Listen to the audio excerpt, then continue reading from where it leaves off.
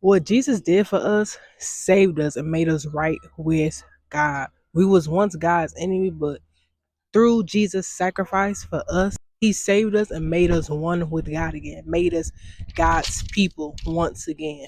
Because what the first man that God created, which was Adam, what he did, which was sin, right?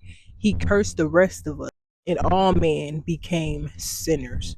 But the second man God created, which was Jesus, saved us and made us one with God. Even though we are still sinners, we are still his people because he has gifted us grace through Jesus Christ. And I got that from Hebrews chapter 8, verse 10, and it reads, "But this is the new covenant I will make with the people of Israel on that day, says the Lord. I will put my laws in their minds, and I will write them on their hearts. I will be their God, and they will be my people." So it says, I will put my laws in their minds. Laws, his commands, the way he wants us to live, right? I will write them on their hearts. In the Bible, it says, write my word on your heart so you may not sin against me.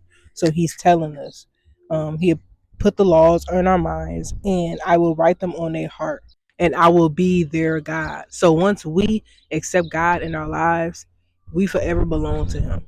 Okay? All he needs is your yes and your obedience, right? He don't need you to be perfect. He just needs you to believe in his son, Jesus Christ. And don't just believe, but follow as well. So y'all write this down. Hebrews chapter 8, verse 10.